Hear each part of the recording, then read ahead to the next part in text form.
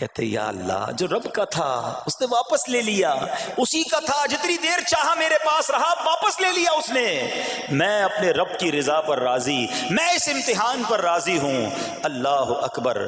اب کیا ہوا کہ آپ کی تمام کھیتیاں اور جو باغات تھے، بہت بڑی زمینیں تھیں، بڑے بڑے کھیت تھے، وہ بھی سارے کے سارے برباد ہو گئے۔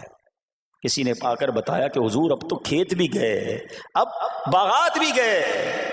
آپ نے فرمایا کہ جس کا تھا اس نے لے لیا، میں اس کی رضا پر راضی ہوں۔ جب تک میرے پاس تھا وہ میرے پاس تھا، اب رب نے واپس لینا چاہا تو اس نے لے لیا۔ اب he was empty handed، یعنی اب کچھ بھی نہیں تھا، نہ بچے ہیں، نہ مال ہے، نہ جانور ہے، نہ مکان ہے۔ مگر حضرت ایوب علیہ السلام کی زبان پر پھر بھی شکر ہے، اب بھی شکر ہے، شکوہ نہیں ہے کہ اللہ میں تیری رضا پر راضی ہوں۔ لیکن ابھی امتحان ختم نہ ہوا تھا، اور اس امتحان کے پیچھے بعض مفسرین نے ایک اور قول بھی نقل کیا کہ شیطان نے حضرت ایوب علیہ السلام کو دیکھ کر اللہ کی بارگاہ میں کہا کہ مولا یہ تیرا بندہ اس لیے تیرا شکر گزار ہے کہ تو نے اسے بڑا نوازا ہے، بڑا مال دیا ہے، اولاد دی ہے، گھر دیا ہے۔ اب رب کریم نے حضرت ایوب پر امتحان بھیجا تاکہ پتہ چلے کہ میرے نیک بندے امتحان کے بعد بھی صبر کرتے ہیں۔ لیکن اب سب چلا گیا نا، تو شیطان نے کہا کہ ابھی جان تو باقی ہے نا، صحت تو باقی ہے۔ اللہ اکبر۔ مزید آزمائش آئی اور یہ ہوا کہ آپ کو بیمار کر دیا گیا۔ مبارک جسم پر بڑے بڑے آبلے پڑ گئے، پھوڑے جس کو کہتے وہ پڑ گئے۔ اس حال میں آپ کے سارے دوست بھی آپ کو چھوڑ کے چلے گئے۔ آج کل ویسے بھی حال ایسا ہی ہے جناب، جب تک پیسہ ہے، شہرت ہے، آپ کے پاس کوئی مال ہے تو آس پاس بہت سارے لوگ ہوتے ہیں، مگر جب یہ سب چیزیں چلی جائیں نا تو بعض اوقات ایسی کنڈیشن میں اپنے اور پرائیوں کی جانچ بھی ہو جاتی ہے کہ اب کون کھڑا ہے۔ دوستی مال کے لیے تھی، دوستی شہرت کے لیے تھی، دوستی منصب کے لیے تھی، یا کسی کی ذات سے واقعی خالص دوستی تھی؟ اب کیا ہوا؟ آپ کے سارے رشتہ دار، سارے دوست بھی دور چلے گئے، سوائے آپ کی فرما بردار زوجہ تھی جن کا نام تھا رحمت بن افراہیم، اور یہ حضرت یوسف علیہ السلام کی پوتی بھی تھی، اللہ کے نبی کی آل سے تھی، وہ آپ کی خدمت کرتی رہیں۔ اب جسم پر پھوڑے ہیں، آبلے ہیں، ایک بیوی ہے، نہ پیسہ ہے، نہ مال ہے، نہ بچے ہیں، واٹ ایور جو تھا سب ختم، مگر زبان ہے کہ اس پر پھر بھی اللہ کا ذکر جاری ہے، پھر بھی شکر جاری ہے، پھر بھی صبر ہے۔ بات کرنا آسان ہے جناب، مشکل آئے اور صبر کرے بندہ، اصل امتحان یہ ہے۔ زباں پر شکوائے رنجو علم لایا نہیں کرتے، زباں پر شکوائے رنجو علم لایا نہیں کرتے، نبی کے نام لیوا غم سے گھبرایا نہیں کرتے۔ ہم میں سے کسی پر ایسی آزمائش نہیں آئی نا، چھوٹی موٹی آزمائشیں تو آتی رہیں گی۔ ایک بات یاد رکھنا، یہ زندگی کی جو گاڑی ہے نا، یہ مسائل کے پہیوں پر ہی چلتی ہے۔ ہمیں بعض اوقات کسی کی گاڑی، کسی کا مکان، کسی کا خوبصورت چہرہ، کسی کی مسکراہٹ دیکھ کر لگتا ہے یار یہ تو دنیا کا سب سے سخی آدمی ہے۔ ایسا نہیں، تو یہ نہ سمجھے کہ سارا جہان جناب سخی ہے اور میں اکیلا دکھی ہوں، ایسا نہیں ہوتا، بلکہ ہر اس جہاں میں تقریباً ہر بندہ ایسا ہوتا ہے جس کے ساتھ کوئی نہ کوئی دکھ لگا ہوا ہوتا ہے، کوئی نہ کوئی پریشانی ہے، کسی کو مال کی پریشانی، کسی کو روزگار کی پریشانی، کسی کو بیماری لگی ہے، کسی کو اور ٹینشن ہے۔ تو یہ کبھی بھی نہ سوچے کہ میں زندگی گزاروں گا اور کوئی ٹینشن نہیں آئے گی۔ تیار رہو امتحان کے لیے، امتحان ضرور آنا ہے۔ اب کمال یہ ہے کہ اس امتحان میں پاس کون ہوتا ہے۔ حضرت ابراہیم پر امتحان آیا، زبان پر صبر ہے، شکر ہے، شکوہ نہیں ہے۔ اب کیا ہوا کہ آپ کا سال ہاں سال تک یہ محال رہا، یہ 2-4 مہینے کا پرابلم نہیں تھا، کئی سال تک آپ بیمار رہے۔ آپ کی زوجہ جو ہے وہ خدمت کرتی رہی۔ اچھا یہاں ایک غلط فہمی دور کر دوں کہ کچھ لوگ یہ کہتے ہیں، یہ کتابوں میں پتہ نہیں کچھ کتابوں میں لکھ دیا گیا کہ حضرت ایوب علیہ السلام کو معاذ اللہ کوڑ کی بیماری ہو گئی تھی۔ ایسا بالکل نہیں تھا، کوڑ کی بیماری نہیں ہوئی تھی، بلکہ نہ کوڑ ہوا نہ جزام ہوا، آپ کو جسم پر پھوڑے پھنسیاں جن کو کہتے ہیں آبلے نکل آئے تھے، کیونکہ کوڑ کی بیماری وہ ہوتی ہے کہ جس سے لوگ نفرت یا حقارت کرتے ہیں۔ اللہ کے کسی بھی نبی کو کبھی بھی کوئی ایسی بیماری نہیں ہوئی جس کی وجہ سے لوگ اس سے حقارت یا نفرت کریں یا دور بھاگیں، کیونکہ اللہ نے ان نفوس قدسیہ کو، ان نیک بندوں کو، ان منتخب شخصیات کو لوگوں کی ہدایت کے لیے بھیجا ہے۔ ان کو کبھی کوئی ایسی چیز نہیں ہوئی کہ جس سے لوگ گھن کھا کر دور بھاگیں، تو یہ بالکل غلط ہے۔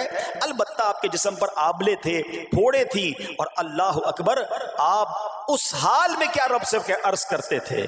آپ عرض کرتے تھے، قرآن میں یہ الفاظ موجود ہیں، انی مسنی الضر وانت ارحم الراحمین۔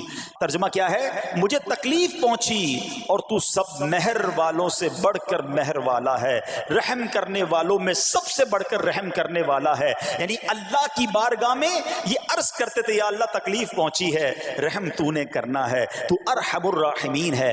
زمانے سے نہیں کہتے تھے۔ یہاں ایک اور پرابلم ہے، میں کوئی مسئلہ ہوتا ہے، پرابلم آتی ہے، ہم ساری دنیا سے کہتے ہیں یہ مسئلہ ہو گیا، یہ پرابلم ہو گئی۔ نہیں، ساری دنیا میں سے کوئی آپ کا مسئلہ حل نہیں کر سکتا۔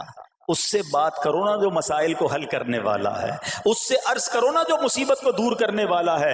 ادھر ادھر جانے کی بجائے پرابلم یہ ہے، جب بھی مشکل آتی ہے ہم سب کے پاس جاتے ہیں، ہم رب کے پاس نہیں جاتے ہیں۔ جاؤ اس کے پاس جو حل المشکلات ہے، جو مصیبتوں کو حل کرنے والا ہے، اس کی بارگاہ میں فریاد کرو۔ وہ شاعر کتنی پیاری بات لکھتے ہیں نا، یہ بہت سارے لوگوں کے لیے درس ہے جو اپنی پرابلمز کے لیے دنیا والوں کے پاس جاتے ہیں۔ ارے اگر پکارنا ہے تو اللہ کی بارگاہ میں پکارو، التجا کرنی ہے تو اللہ کے حبیب سے عرض کرو نا۔ شاعر لکھتے ہیں، کسی کا احسان کیوں اٹھائیں، کسی کو حالات کیوں بتائیں، کسی کا احسان کیوں اٹھائیں، کسی کو حالات کیوں بتائیں، تمہیں سے مانگیں گے تم ہی دو گے، تمہارے در سے ہی لو لگی ہے۔ ہم اللہ کی بارگاہ میں عرض کریں، اللہ کے حبیب کی بارگاہ میں لو لگائیں۔ دنیا والوں کے پاس کچھ نہیں رکھا، لیکن ہم دنیا والوں کو بتا کر اپنے صبر کا ثواب بھی ضائع کر دیتے ہیں۔ دیکھو حضرت ایوب علیہ السلام کا صبر، کسی سے نہ کہا، اللہ کی بارگاہ میں عرض کرتے رہے۔ اب آپ کی آزمائش کا وقت پورا ہوتا ہے، دعا کرتے رہے، التجا کرتے رہے، صبر کرتے رہے۔ حکم ہوا کہ اپنا پاؤں زمین پر مارو۔ حضرت ایوب علیہ السلام نے پاؤں زمین پر مارا تو زمین سے ایک چشمہ پھوٹ اٹھا۔ حکم الہی سے حکم دیا گیا کہ اب اس پانی سے غسل کرو۔ آپ نے جب اس پانی سے غسل کیا تو آپ کی تمام بیماریاں دور ہو گئیں۔ پھر آپ 40 قدم چلے، دوبارہ زمین پر قدم مارنے کا حکم دیا۔ قدم مارتے ہی ایک اور خوبصورت لذیذ ٹھنڈے پانی کا چشمہ نمودار ہوا۔ پانی ٹھنڈا، میٹھا اور لذیذ تھا۔ اب آپ نے وہ پانی پیا تو آپ کے باطن میں نور ہی نور پیدا ہو گیا، اور آپ کو اعلیٰ درجے کی صحت و نورانیت حاصل ہو گئی۔ اور سنو، میرا رب تو قادر ہے نا، اللہ تعالیٰ نے آپ کی وہ ساری اولاد جو دب کر کئی سال پہلے مر گئی تھی، انتقال فرما گئے تھے، اللہ نے ان تمام اولاد کو پھر زندہ فرما دیا، اور آپ کی بیوی کو دوبارہ جوانی بخشی، اور اب اس کے بعد بھی آپ کی کثیر اولاد ہوئی۔ سنو سنو، جو جانور چلے گئے تھے نا، اللہ نے مویشی، اسباب و خزانہ اس سے زیادہ آپ کو پھر سے عطا فرما دیا۔ صبر کیا تھا نا۔ ان اللہ مع الصابرین۔ اچھا، یاد سب کو ہے یہ آیت، بچپن سے یاد ہے، اللہ صابروں کے ساتھ ہے، صبر کرنے والوں کے ساتھ ہے، مگر صبر کرنا نہیں ہے۔ امتحان آنا ہے تو صبر کرنا نہیں ہے، آیت سب کو پتا ہے۔ اچھا، جس کے ساتھ پرابلم ہو جائے نا، اس کو بھی بندہ درس دینے جا رہا ہوتا ہے، بھائی صبر کرنا، اللہ آپ کو صبر دے، لیکن جب اس پر امتحان آتا تو یہ صبر کرتا نہیں ہے۔ دوسروں کو درس دے رہا تھا، آج تیری باری آئی ہے نا، تو صبر کا دامن نہ چھوڑیں۔ میں آپ کو ایک بات سوال پوچھنا چاہتا ہوں، آج کل ہم بڑے لوگوں سے تعلقات کیوں بنانے کی کوشش کرتے ہیں؟ یار جب کوئی مشکل ٹائم آئے گا نا تو یہ بندہ کام آئے گا، یہ پیسے والا دوست ہے، یہ اس کے تعلقات بہت ہیں، اس کی گورنمنٹ میں بات ہے، اس کی وکیلوں میں بات ہے، 4-5 ایسے دوست ہونے چاہیے۔ یہ ڈاکٹروں کے اندر بڑی اچھی اس کی دوستی ہے، کوئی ڈاکٹر کا بھی کام آئے گا تو یہ بندہ کام آ جائے گا۔ ہم دنیا والوں سے تعلقات اس لیے بناتے ہیں تاکہ یار مصیبت آئے تو یہ بندہ کام آئے، اور نارملی اکثر ایسا ہوتا ہے کہ جس سے امید رکھی ہوتی ہے مصیبت کے وقت غائب ہو جاتا ہے۔ لیکن رب خود قرآن میں فرما رہا ہے، ان اللہ مع الصابرین، صبر کر لو، اللہ کی رحمت تمہارے ساتھ ہو جائے گی۔ اب میں آپ سے سوال کرتا ہوں، دنیا کے تعلقات ہوں یہ ضروری ہے یا یہ فائدے مند ہے، یا بندہ صبر کر لے تو اللہ کی رحمت ساتھ ہو جائے، سارے غم ویسے ہی دور ہو جائیں گے؟ صبر، اس کو نہیں چھوڑنا ہے۔ تو حضرت ایوب علیہ السلام کی زندگی میں ایک اور واقعہ یہ ہوا کہ جب آپ بیمار تھے، آپ کو پتہ جب بندہ بیمار ہوتا ہے تو بعض اوقات اس کی طبیعت میں کیفیات بھی ہوتی ہیں، تو آپ نے اپنی زوجہ کو پکارا، تو آپ کی زوجہ کچھ دیر میں حاضر ہوئی، تو آپ نے جلال میں آ کر اس کو 100 درے، اپنی زوجہ کو 100 کوڑے مارنے کی قسم کھا لی۔ اب جب صحت آ گئی تو قسم تو آپ نے کھائی ہوئی تھی، تو اب کیا کرتے؟ اس بیوی نے تو خدمت بھی بہت کی تھی، اب اسے کوئی خاص کیفیت تھی، آپ نے قسم اٹھا لی تھی۔ تو سبحان اللہ، ایوب علیہ السلام کو اللہ کریم نے قرآن میں کیا حکم دیا کہ اے ایوب، آپ ایک یعنی 100 جس کو کہتے ہیں تنکے، 100 تنکوں والی جھاڑو لیں اور اس جھاڑو کو ایک مرتبہ اپنی بیوی کو مار دیجئے تو آپ کی قسم جو ہے وہ پوری ہو جائے گی، یعنی قسم کا کفارہ نہیں دینا ہوگا۔ اللہ اکبر! اللہ نے اس نبی علیہ السلام کی فرما بردار بیوی کی جو سزا تھی یا جو معاملہ تھا اس کو کتنا آسان فرما دیا۔ تو رب کریم نے قرآن مجید فرقان حمید میں اس کو کس طرح بیان فرمایا، وَخُذْ بِيَدِكَ ضِغْثًا فَاضْرِب بِهِ وَلَا تَحْنَثْ، فرمایا کہ اپنے ہاتھ میں ایک جھاڑو لے کر اسے مار دے اور قسم نہ توڑ۔ اِنَّا وَجَدْنَاهُ صَابِرًا، فرمایا ہم نے اسے صابر پایا۔ نعم العبد، کیا اچھا بندہ، اِنَّهُ اواب، بے شک وہ بہت رجوع لانے والا ہے۔ ارے آج دنیا کسی کو کہے یہ صبر والا ہے، حضرت ایوب کی شان دیکھو کہ رب فرما رہا ہے قرآن میں اِنَّا وَجَدْنَاهُ صَابِرًا، اور ہم نے ایوب کو صبر کرنے والا پایا، صابر پایا۔ اللہ حضرت ایوب کے صبر کے صدقے ہمیں بھی صابرین میں شامل فرما لے۔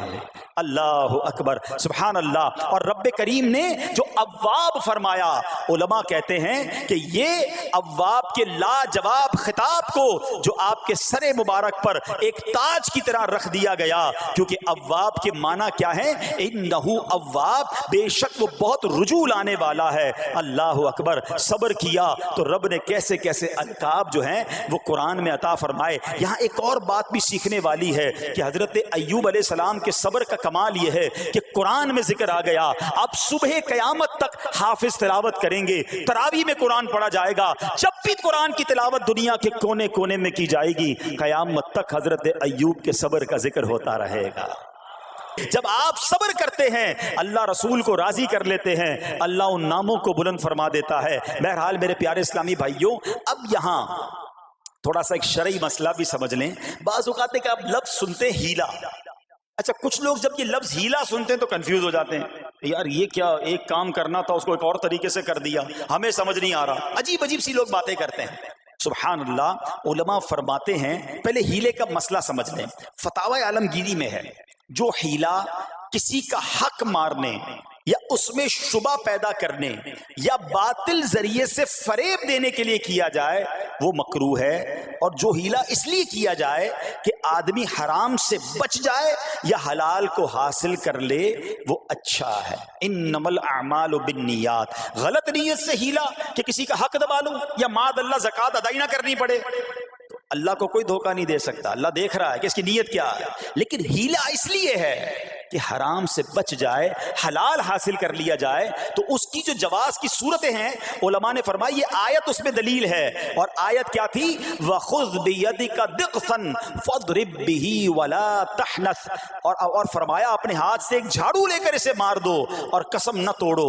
قسم تو 100 کوڑے مارنے کی تھی، اللہ کریم نے آسانی کا راستہ بتایا۔ ہاں ایک بات یاد رہے، یہ بڑی امپورٹنٹ بات کرنے جا رہا ہوں کہ مفتیان کرام، قابل اعتماد مفتیان کرام سے رہنمائی لے کر ہم جیسے لوگوں کو، عوام الناس کو کوئی ہیلا اپنے طور پہ نہیں کر لینا چاہیے۔ ہاں، کیونکہ بعض ہیلوں کی شرعی طور پر اجازت نہیں ہوتی، اور بعض اوقات ہیلا کرنے میں ایسی غلطی لوگ کر جاتے ہیں جن کی وجہ سے ہیلا ہوتا ہی نہیں ہے۔ تو یہاں صرف آپ کو دلیل بتانا تھا، باقی اگر کسی قسم کا کوئی شرعی ہیلا کرنا ہے تو قابل اعتماد مفتیان کرام سے رجوع کیا جائے۔ سبحان اللہ۔ اب حضرت ایوب علیہ السلام کے صبر کی بات ہوئی ہے نا، اللہ نے پتہ ہے آپ کو کتنا مقام عطا فرمایا کہ نبی کریم صلی اللہ تعالی علیہ وآلہ وسلم نے ارشاد فرمایا حضرت ایوب لوگوں میں سب سے بڑھ کر عالم، صابر اور غصہ پینے والے تھے۔